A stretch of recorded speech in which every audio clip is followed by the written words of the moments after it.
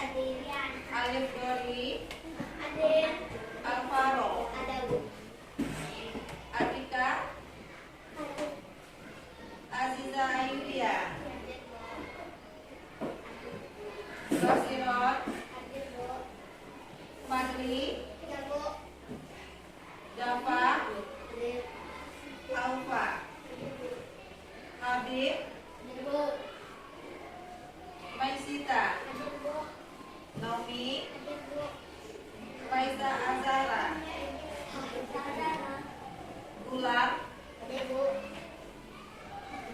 Zahwa, Putri, Daniel, kemudian Java. Jadi hadir ya hari ini semuanya. Alhamdulillah ibu disiplinnya lebih ditingkatkan dan dipertahankan lagi ya. Bisa? Bisa. Nah, sebelum memulai pembelajaran, untuk lebih semangatnya kita, dan ini merupakan kegiatan literasi kita setiap pagi, yaitu menyanyikan lagu Indonesia. Lagu wajib, jadi berbeda-beda kan. Khusus hari Senin kita menyanyikan lagu Indonesia Raya. Kemudian anak-anak ibu minta semuanya untuk berdiri. Nah, ikuti dengan baik dan penuh semangat. Indonesia, tanah airku, tanah tumpah darahku. Di sanalah aku berdiri, dari Bandung ibuku. Indonesia, kebangsaanku, bangsa dan tanah airku. Marilah kita berseru, Indonesia bersatu. Hiduplah tanahku, hiduplah negeriku, bangsaku, rakyatku semuanya. Bangunlah jiwanya, bangunlah badannya, untuk Indonesia Raya.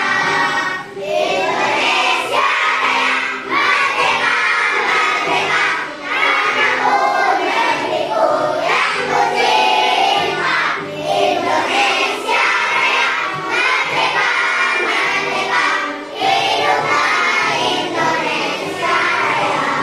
Indonesia Raya, merdeka, merdeka, tanahku, negeriku yang ku cinta.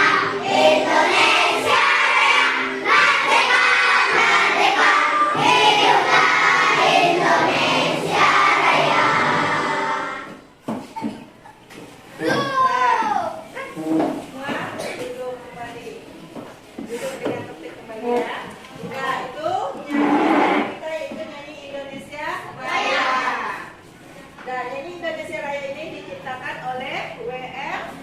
Supratman. Nah, dalam pembelajaran ini selain kita membiasakan menyanyikan lagu wajib itu bersifat nasionalis, berarti kita juga melakukan kegiatan kebiasaan lainnya, yaitu membaca 5 menit. Sekarang buka bukunya. Buka bukunya, tema apa? Tema 2, subtema 1. Itu kalian baca dulu 5 menit. Ibu kasih waktu membaca 5 menit.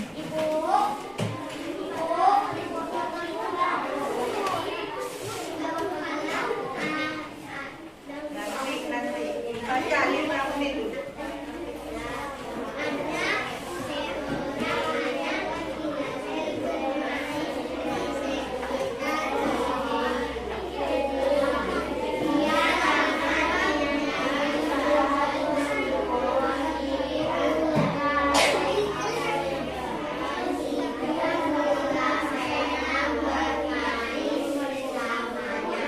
Waktu berlalu, anak-anak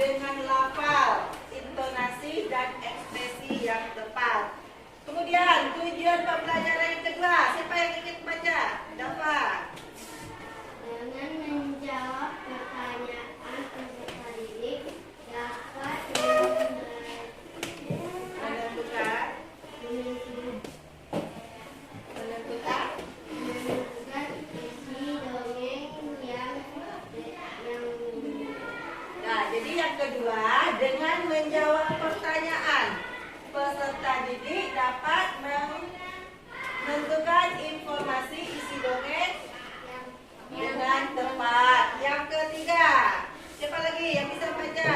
Ali. Dengan membaca dongeng, peserta didik dapat menganalisis pesan dongeng. Ya, yang ketiga, dengan membaca dongeng, peserta didik dapat menganalisis pesan dongeng. Kemudian yang keempat, siapa lagi? Akila. Dengan membaca dongeng, peserta didik dapat mengenal pesan dalam dongeng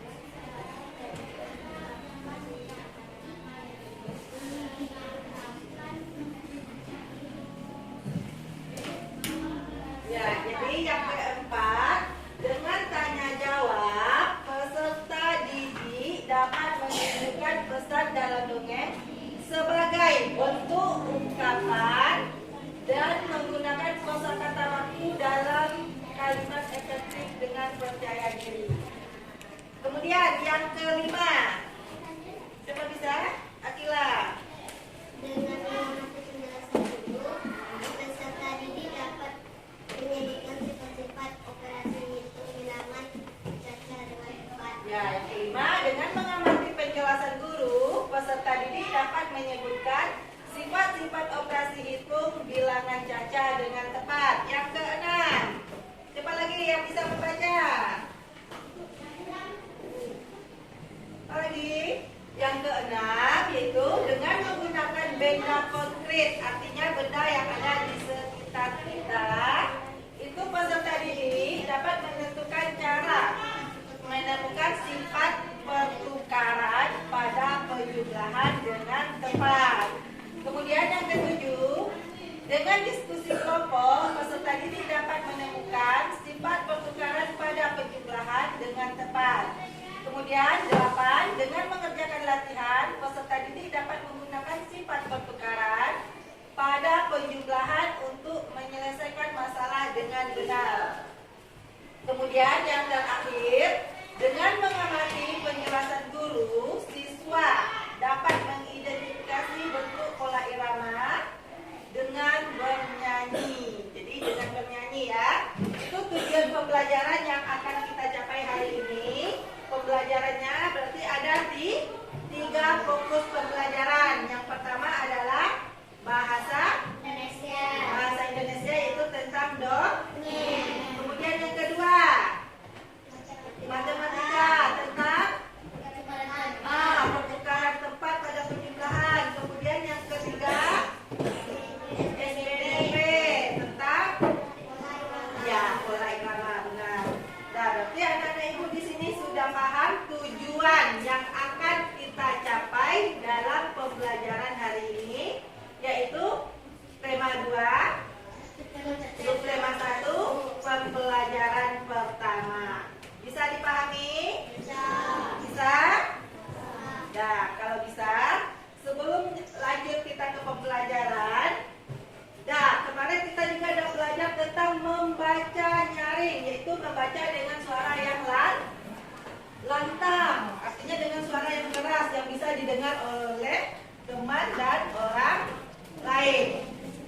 Apa-apa saja hal-hal yang harus kita perhatikan dalam membaca lantang atau membaca nyaring? Apa yang pertama? Habib? Apa?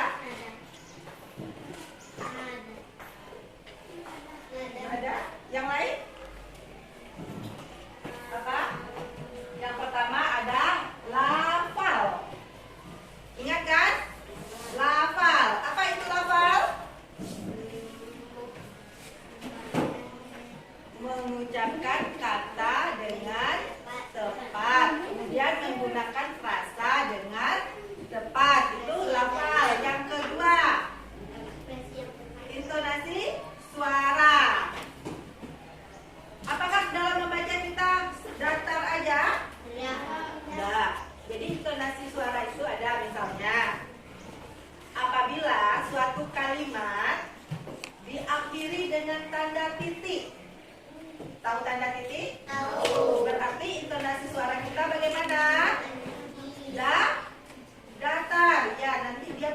tapi intonasi. Sekarang intonasinya. Intonasinya adalah datar. Kalau seandainya suatu kalimat diakhiri dengan tanda tanya, itu intonasi suara kita bagaimana membacanya? Menurun. Kemudian yang ketiga itu apabila suatu kalimat diakhiri dengan tanda seru, maka intonasi kita dalam membaca kalimat tersebut adalah naik. Paham itu? Kemudian dalam membaca yang harus kita perhatikan lagi selain lafal, intonasi, apa lagi?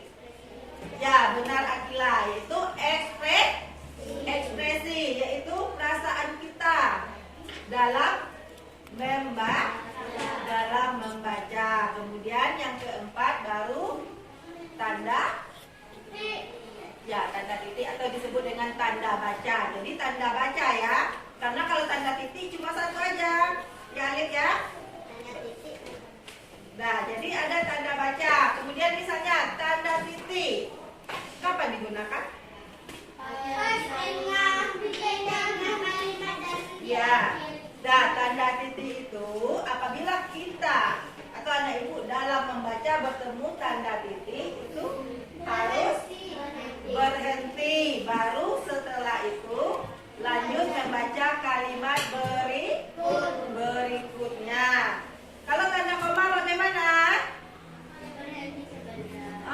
Benar sekali Habib. Jadi kalau tanda koma kita berhenti sebentar, kemudian baru lanjut membacanya.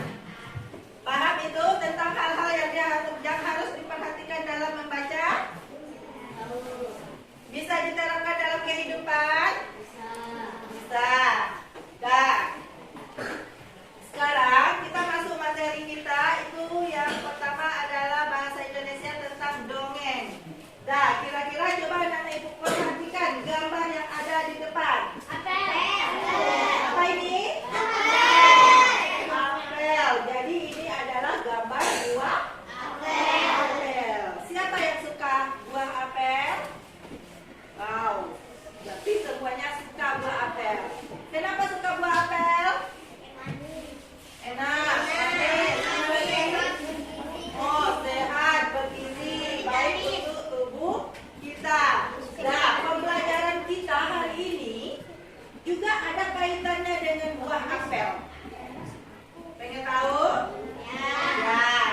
Sekarang kita akan mendengarkan dongeng. Tahu dongeng? Tahu. Dongeng tentang buah apel.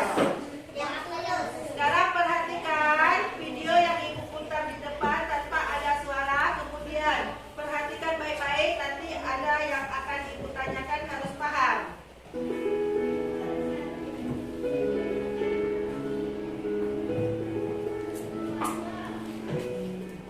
Dahulu kala ada sebuah pohon apel yang besar. Ada seorang anak laki-laki bermain di sekitar pohon itu.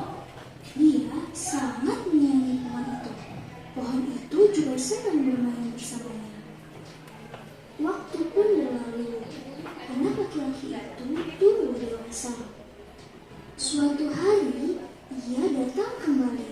Pohon apel menyambutnya dengan gembira. Ayo, bermainlah bersamaku.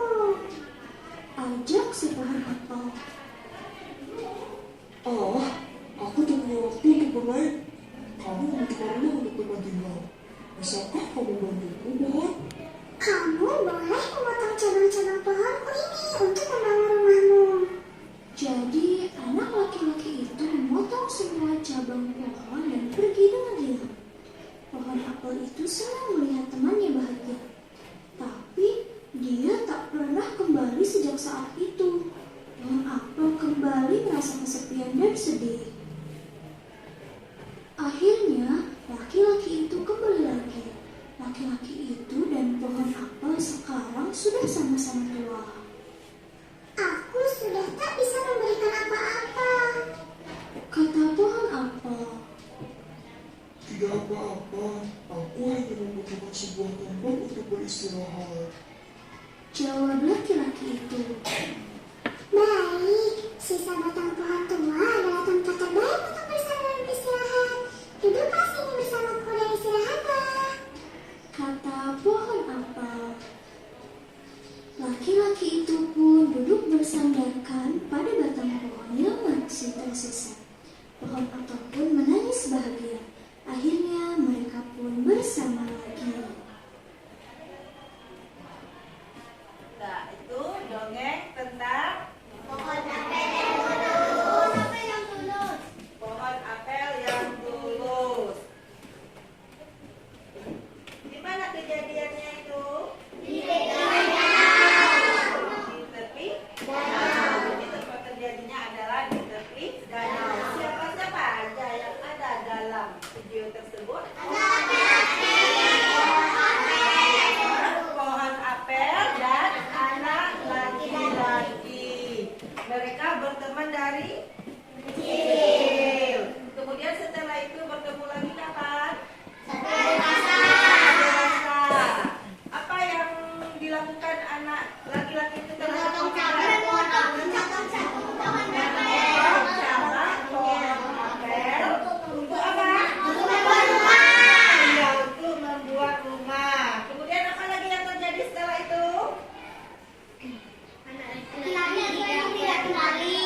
Oh, tidak pernah kembali lagi, tidak datang-datang. Setelah itu, setelah tua dia datang lagi. Ngapain dia?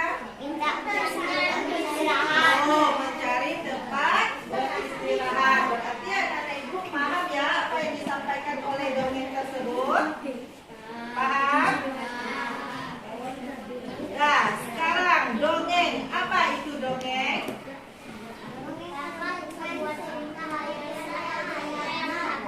Nah, dongeng itu merupakan sebuah cerita khayalan atau cerita yang tidak benar-benar terjadi. Paham maksudnya? Kemudian dia memiliki sifat sebagai hiburan. Contohnya kalian pernah baca dongeng kan? Bagaimana perasaannya setelah membaca dongeng tersebut? Nah, berarti di sini ada unsur hiburan. Kemudian dia juga mengandung nilai pendidikan. Nilai pendidikan ini disampaikan dalam bentuk nilai moral atau pesan. Jadi setiap dongeng, setiap cerita itu dia memiliki pesan. Tahu? Nah, kemudian unsur-unsur dongeng itu ada 8. Yang pertama ada tema, yang kedua ada latar, yang ketiga alur, yang keempat ada tokoh, yang kelima penokohan, kemudian yang keenam sudut pandang, ketujuh majas, dan kedelapan amanat. Jadi ini unsur-unsur yang terkandung dalam dongeng. Dan dia sampai di sini ada pertanyaan? Tidak? Paham? Paham? Nah, sekarang ibu minta anak-anak ibu membaca secara bergantian tentang cerita dongeng pohon apel yang tulus. Dimulai dari Daniel. Buka bukunya cerita pohon apel yang tulus. Simak, perhatikan tanda baca yang baca dengan suara yang keras.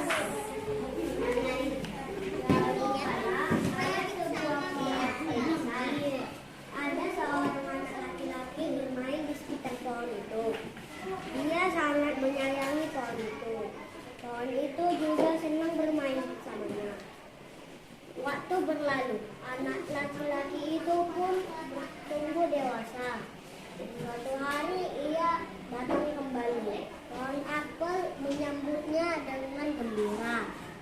Ayo bermainlah bersamaku, ajak si pohon apel. Aku tak punya waktu untuk bermain. Kami membutuhkan rumah untuk tempat tinggal. Bisakah kau membantuku? Kamu boleh memotong cabang-cabang pohonku ini untuk membangun rumahmu. Jadi anak laki-laki itu pun memotong semua cabang-cabang pohon dan pergi dengan riang. Pohon apel itu juga